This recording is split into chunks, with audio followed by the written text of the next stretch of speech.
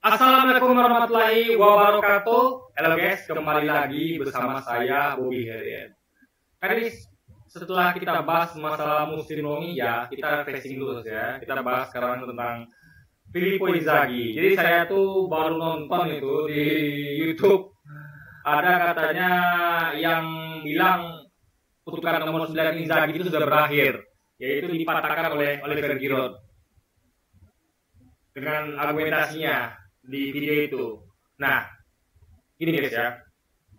Saya adalah seorang penggemar Inzaghi. Ya, saya mengagumi Inzaghi, mengidolakan Filippo Inzaghi itu sejak beliau itu masih di Atalanta. Jadi beliau itu di Atalanta, lalu pindah ke Juventus, lalu pindah ke Milan. Nah, saya dari awal sudah menyukai Filippo Inzaghi. Juga termasuk rekan-rekan duet partnernya seperti Alessandro Del Piero, Roberto Baggio,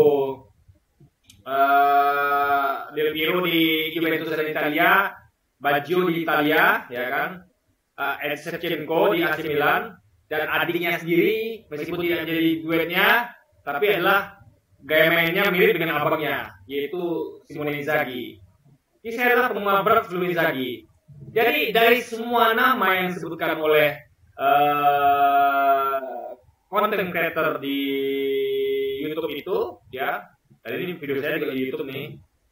Menurut saya itu tidak ada satupun yang sebanding selevel, bahkan sama dengan level kelasnya Filippo Inzaghi, termasuk Oliver Giroud.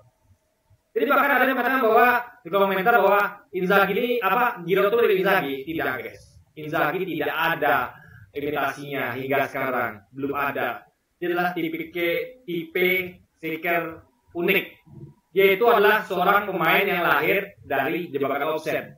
Dia itu betul-betul berdiri yang di posisi di depan, tidak turun ke belakang, gitu guys. Betul-betul di depan. Ke belakang itu paling kalau dia merasa kalau umpan ke depan seret. Ketika dia susah umpan ke depan, baru dia turun ke belakang. Jadi itu pun dia cepat balik ke depan lagi. Jadi dia tuh turun ke belakang itu hanya untuk nyambung bola. Jadi semacam kayak orang yang memang tugasnya di depan, tapi dia tuh melihat, ini umpan kok seret ini. Nah, dia akan ke belakang untuk jadi jembatan. Karena kan bola tuh sampai ke depan kan butuh TikTok, butuh tek-tekan gitu. Jadi operan di kaki-kaki. Nah, karena dia merasa umpan di depan seret, tidak sampai ke dirinya, dia turun untuk menyambung itu. Mungkin dia merasa bahwa di tengahnya kurang pemain. Nah, jadi dia turun ke bawah, tapi dia segera cepat balik ke depan lagi. Nah, jadi dia tidak membantu pertahanan, kecuali mungkin di beberapa kondisi genting, misalnya sudah unggul lalu memang betul-betul butuh poin kemenangan, dia mungkin bakal turun bantu bawah. Tapi dalam kondisi normal dia tidak akan melakukan itu, gitu kan. Nah, jadi beda, Giroud tidak sama, bahkan tidak selevel dengan Inzaghi, masih jauh guys. Tapi sekarang saya belum menemukan pengganti Inzaghi yang pas, yang selevel, dan saya masih menunggu hingga sekarang. Saya penasaran siapa sih yang bisa menggantikan Inzaghi, gitu kan? Nah, kita kayaknya mungkin harus ganti pelatih guys, sampai menemukan pelatih yang benar-benar bisa menemukan pemain seperti Inzaghi. Karena pemain seperti Inzaghi terlalu pelatih. Karena pemain seperti Inzaghi ini harus ditempatkan di posisi yang tepat, yaitu sebagai ujung tombak, gitu kan? Jadi betul-betul harus pemain seperti Inzaghi ini betul-betul harus disuplai dengan umpan-umpan matang, gitu kan? Nah, kita tahu dulu tuh ya di Juventus Inzaghi itu punya Zidane, punya Del Piero, punya Conte, dan di kiri itu punya Pesotto yang selalu memberikan dia umpan matang, gitu kan. Dan di Milan dia punya Pirlo, punya Kakak, Rui Costa, punya Cafu, Seedorf, Serginho yang selalu memberikan dia umpan matang. Sehingga pemain seperti Inzaghi ini tinggal tugasnya hanya mencari posisi di depan tanpa perlu turun untuk ke bawah untuk membantu pertahanan. Jadi tipikal Inzaghi ini langka, betul hampir tidak ada guys. Susah nyari seperti dia. Dia ini bukan tipe striker lengkap, tapi efektif dan efisien. Dia bukan tipe striker penggiring bola seperti Ronaldo, ya tipe striker kayak yang bantu pertahanan kayak Giroud. Tapi dia betul-betul bertipe finisher murni. Dia punya shooting dan heading yang sangat luar biasa kualitasnya. Shooting dan headingnya sangat akurat, gitu kan. Bahkan dia bisa melompat lebih tinggi dibandingkan lawan ketika dia tuh memang instingnya mencetak gol sedang tinggi gitu. Jadi bahkan dia bisa melakukan diving header gitu kan. Jadi Inzaghi adalah pemain spesial yang belum kita temukan hingga sekarang gantinya. Bahkan di AC Milan sekalipun gitu kan. Nah, tapi saya jujur ya, saya ketika bermain game seperti Football Manager, game-game seperti Professional Soccer itu saya masih mencari pemain yang mirip dengan dia. Tapi fakta tidak ada guys, belum saya temukan sampai sekarang. Karena jujur atribut Inzaghi itu ya yang tinggi itu kalau di game-game seperti ya, mau game-game simulasi sepak bola, manajer maupun di game aksi sepak bola seperti FIFA atau Professional Soccer, itu statistik Inzaghi itu adalah shooting akurat yang luar biasa, shooting akurat, finishing, heading gitu kan, heading akurat, jumpingnya juga gitu kan, jumpingnya juga masuk, positioningnya gitu kan, dalam mencari ruang untuk menyelesaikan peluang.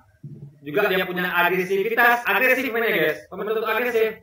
Dia tuh kalau di depan tuh betul-betul agresif untuk mendapatkan bola, sehingga dia juga punya aksesi yang bagus, respon dan agresi yang bagus, sehingga tuh dia tuh bisa lebih cepat sedetik dibandingkan dengan back dan pemain lawan.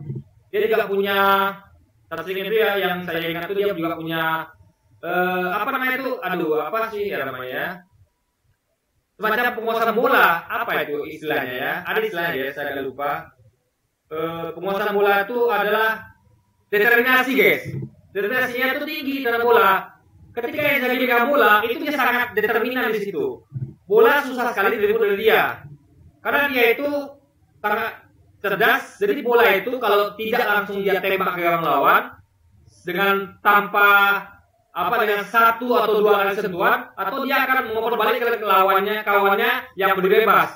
Jadi Inzaghi itu bertindak ketika ada ruang tembak dia langsung nembak. Kalau tidak ada ruang tembak dia akan kembalikan ke rekannya, sehingga dia bisa melakukan bola itu kembali lagi kepadanya ke depannya gitu ya. Jadi ini Inzaghi adalah pemain yang sangat efisien, dan itu dulu saya temukan di pemain